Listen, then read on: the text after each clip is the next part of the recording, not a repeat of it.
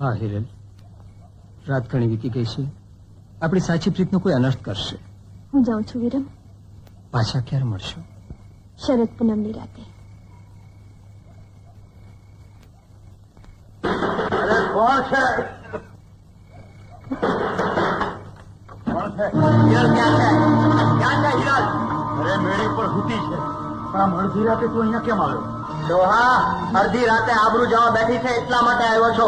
વાહ, મારી આબરૂનું રખેવાળું કરતા તું કેદી થી શીખે ભત્રીજા? ડોહા, તારે આબરૂ હતી કેદી કે તારી આબરૂનું રખેવાળું કરું? આ તો મારી આબરૂનો સવાલ છે. નહીં તો ગામના લોકો મેણા મારશે કે કાકાની જુવાન દીકરી અડધી રાતે પોતાના મનના માનેલાને મળવા જાય છે અને હું ઉભો ઉભો જોયા કરું છું. બને જ નહીં. મારી દીકરી મને પૂછ્યા વગર આ ડેલી બાળો તો શું આવડા બાળો પર પગ ના મૂકે. તમારી ઇજ્જત ઉપર ધૂળ શરમાયો છે.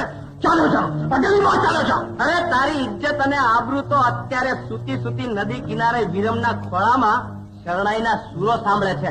અને ના મનાતું હોય તો હાલ મારી હાથે તારી હગી આંખે તારી ઇજ્જત તો તમાશો જોઈ લે. ચૂપ રે, તારી જીભમાંથી ઝેર વરસાવ તો બનતા કમચા. હવે એના કરતા હાથ મારીને બોલાવો તમારી દીકરીને. હાથે તો તારું પાછો થઈ જાય. ઉભો છે હું હાથ પાર તારી હગીને. એમ છે હિરલ? હિરલ બેટા! શું બાપુ, મને બોલાવી? બેન હાટું તો ભાઈ લીલા માથા ઉતાર્યા છે. ત્યારે તું કુંવાસીના કપાળમાં કલંકની કાળી કીડી લગાડવા આવ્યો? તારું કાળું મારું એના ડેલી બાર ચા. ચાલો જા.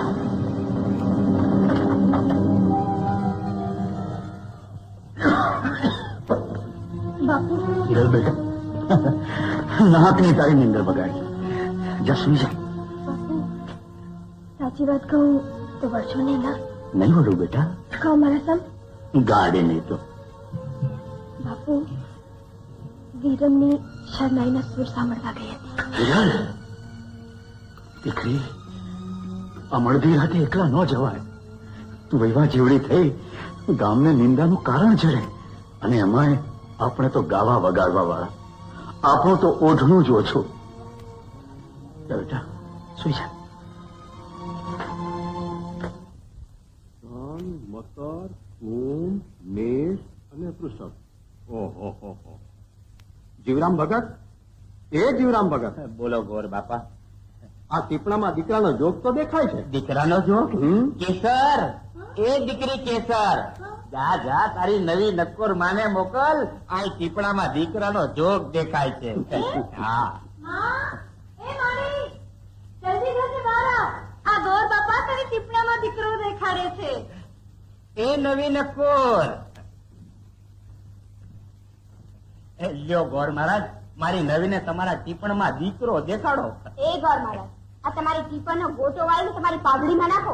મારે નથી જોઈતો દીકરો. દીકરા વગર મારું ઘડપણ કોણ પાડશે? અરે મારું શ્રાદ્ધ કોણ નાખશે? મારી ખાંટડી કોણ ઉપાડશે? દીકરો દીકરો દીકરો, મારી પાસે કે દીકરાની ખાં છે કે તમને દીકરો દો?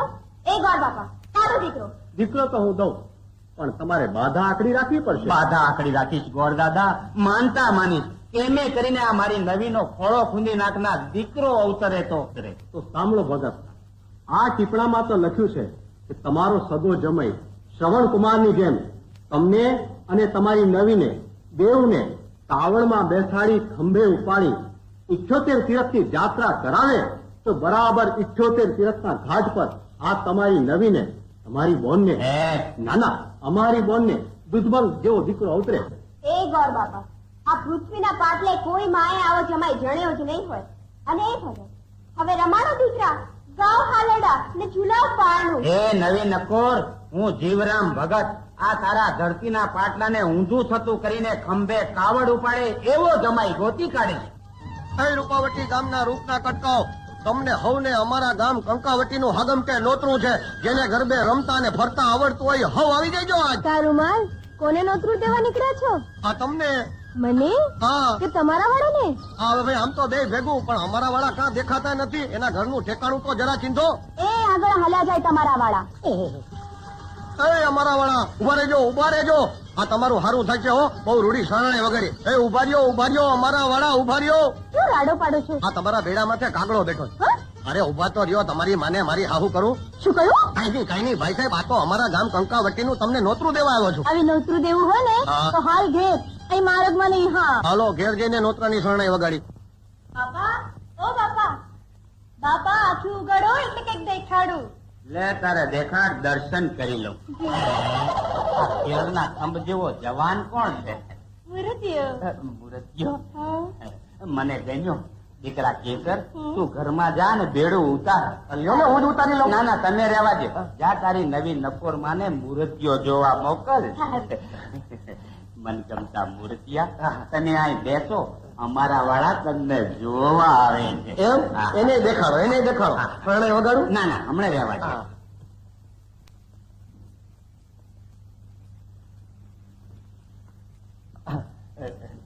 જય શ્રી કૃષ્ણ. જય શ્રી કૃષ્ણ. હા. બોલો, કેમ આવ્યા છો? નાતરું કરવા. નહીં નોતરું દેવા તમારી દીકરીને. હવે એની દીકરી નથી, દીકરી મારી છે. હા એ તો હું જોઉં છું. એ પોતે જ હજી તો દીકરી જેવડા છે અને તમે ઘીરે ન હોય ને તો માગું નાખવાની ભૂલ હોત થઈ જાય. નવી મૂર્તિઓ ગમ્યો? કોના માટે? જે કુંવર હોય એના માટે. ભગત, મુરતિયો ગમ્યો. એ તો પછી કરો અર્પણ અને મોઢું મીઠું કરવાનો ગોળ તો હું ગજવામાં ભેગો જ રાખું છું. કયો એટલે ખાવ. ઉતાવળા ખાવમાં નવી નક્કોર. આપણી શરત તો કયો આ મૂર્તિયા ને. સાંભળો, તમે શ્રવણનું નામ તો સાંભળ્યું છે ને? હા સાંભળ્યું ને. તો હવે હું બોલું. હા. એને એના આંધળા મા બાપ ને કાવડમાં બેહારીને 78 તીરથની જાત્રા કરાવી હતી. ઓહો હા કરાવી. એમ તમારે જો અમારા જમાઈ ખાવું હોય, અમારી કેસર હારે પરણવું હોય તો મને ને ભગતને કાવડમાં બેસાડી કાંધે ઉપાડીને 78 તીરથની યાત્રા કરાવવી પડશે. ઓહો તમને ને ભગત ને કહીને હા. કાવડમાં તો પડી. હા. 78 તીરથની યાત્રા. હા. ઓહો ઓહો ઓહો, હું થયું મૂર્તિયા. એ મારા રેશમી રૂમાલ પાડો ને.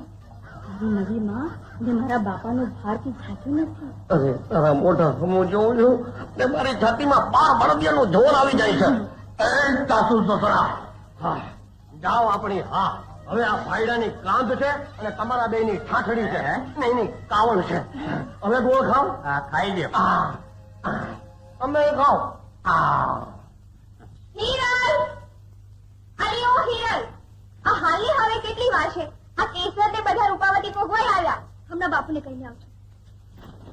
બાપુ, ગામની બધી છોરીઓ રૂપાવતી ગરબા ગાવા જાય છે. હું તો બેસી જાઉં છું. ભલે બેટા ભલે, પણ જો વિરમની માં મળે ને તો કહેજે કે મારા બાપુએ કહેવડાવ્યું છે કે એકાદ વાર આપણા ઘરે આવી જાય.